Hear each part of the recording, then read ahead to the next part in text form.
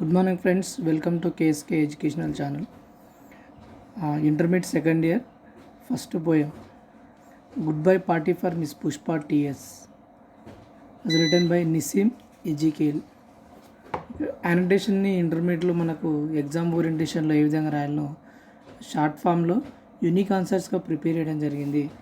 దాన్ని మీరు ఎగ్జామినేషన్లో ఏ విధంగా రాయాలో చూడండి. Introduction. These lines are taken from the poem Goodbye Party for Miss Pushpa TS, was written by Nissim Ezekiel. దీంట్లో మీరు ఇంట్రొడక్షన్ పార్ట్లో లెసన్ పేరు అదేవిధంగా రైటర్ పేరు చాలా ఇంపార్టెంట్. అదేవిధంగా సెంటెన్స్ ఫార్మేషన్ చేసేటప్పుడు కూడా ఎలాంటి స్పెల్లింగ్ మిస్టేక్స్ లేకుండా చూడండి. దీనికి మీకు 2 మార్క్స్ వస్తాయి. అదేవిధంగా కాంటెక్స్ట్కి వచ్చేసి 1/2 మార్క్ ఉంటుంది. The present poem is a farewell speech for Miss Pushpa. She is leaving the country. Here the speaker describes about Miss Pushpa. ఈ కాంటెక్స్ట్ అంటే ఆ పోయం దేని గురించి మనము డిస్కస్ చేస్తున్నాం అనేది. ఈ పోయంలో ఏంటంటే పుష్ప వేరే దేశానికి వెళ్ళిపోతుంటే తనకు ఫేర్వెల్ పార్టీ కోసం ఏర్పాటు చేసింది. ఆ స్పీకర్ ఈజ్ ద పోయట్ అన్నట్టు ఇక్కడ. Next explanation. ఈ ఎక్స్ప్లెనేషన్ అనేది ఏంటంటే కంప్లీట్గా ఆన్సర్ ఇది.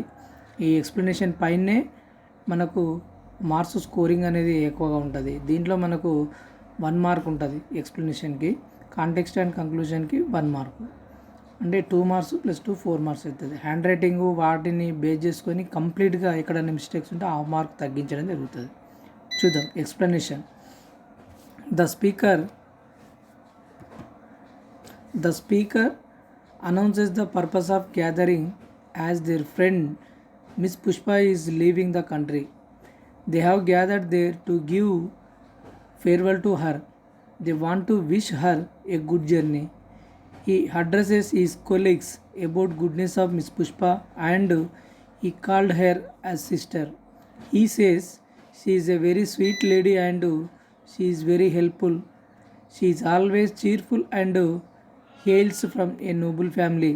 The speaker appreciates her concern for friends. Okay, in the explanation part, the poet is going to explain about her character.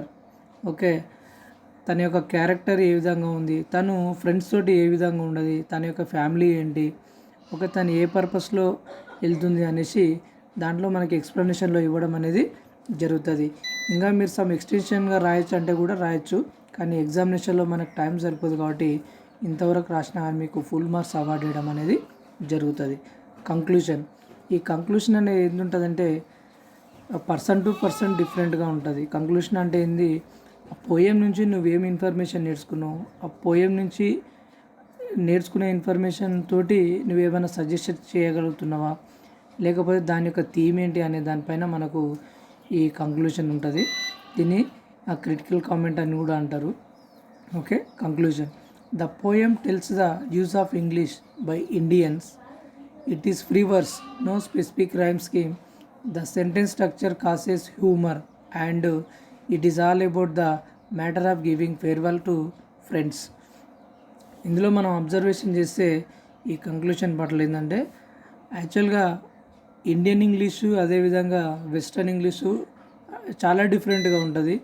ఇక్కడ మన ఇండియన్ ఇంగ్లీష్ అనేది కొంత హ్యూమరస్గా ఉంటుంది. అంటే మనం సెంటెన్స్ ఫ్రేమ్ చేసే విధానం కావచ్చు, అదేవిధంగా వాయిస్ అండ్ యాక్సెంట్ కావచ్చు, దాన్ని ఇక్కడ ఒక హ్యూమర్గా ఆ పోయట్ ప్రజెంట్ చేయడం అనేది జరిగింది.